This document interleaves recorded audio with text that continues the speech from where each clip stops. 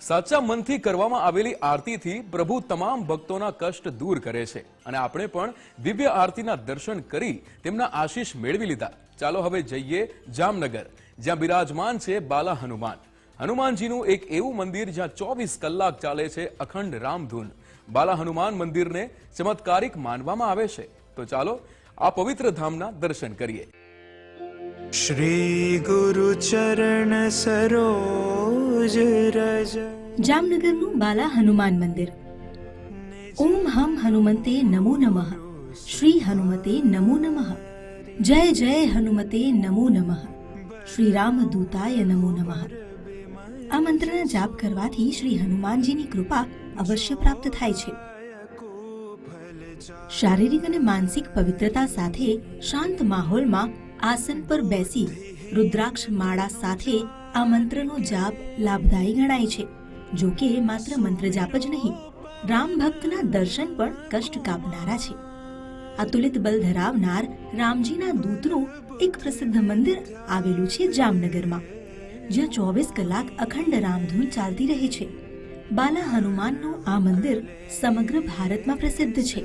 રણમલ ઝીલના દક્ષિણ પૂર્વમાં સ્થિત બાલા હનુમાન મંદિર આકર્ષક તો છે જ, પણ સાથે સાથે સમગ્ર ભારતમાં મંદિરને ગૌરવશાળી સ્થાન પ્રાપ્ત થયું છે। અહીં અંદાજે 6 દાયકાથી શ્રદ્ધાળુઓ શ્રીરામ જયરામ મંત્રનો જાપ અવિરત જપી રહ્યા છે।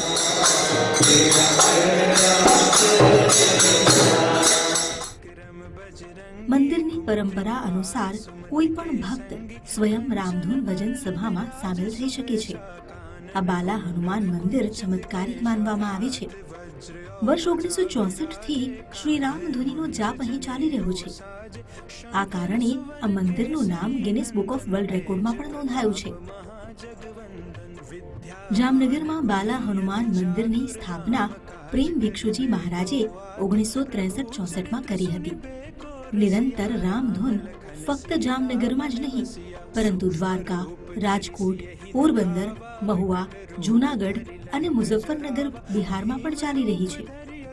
1 ઓગસ્ટ 1964 થી મહારાજજીના કહેવા પર હનુમાન ભક્તોએ શ્રીરામ જયરામ જય જય રામ મંત્રનો જાપ અહર્નિશ કરવાનો નિર્ણય લીધો बहुत बड़ाई तुम मम प्रिय भरत ही सम। અને 365 દિવસ સુધી સતત રામધૂન ચાલતી રહી।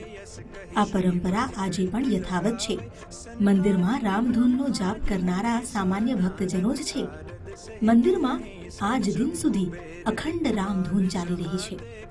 વિશેષ વાત એ છે કે મંદિરમાં આવનાર ભક્તોના અથાગ પ્રયત્નો સાથે આ અખંડ રામધૂન ક્યારેય તૂટી નથી। ગુજરાતમાં આવેલા વિનાશકારી ભૂકંપ દરમિયાન ભક્તોએ રામધૂનનો જાપ નિરંતર ચાલુ રાખતા પોતાની ભક્તિ અને પ્રભુની શક્તિનો પરિચય આપ્યો। શ્રી પ્રેમ ભિક્ષુજી મહારાજનો જન્મ વર્ષ 1913માં બિહાર રાજ્યમાં સીતામણી જિલ્લામાં થયો હતો। મહારાજજીએ ગાંધીજીની સાથે સત્યાગ્રહ આંદોલનમાં પણ ભાગ લીધો હતો।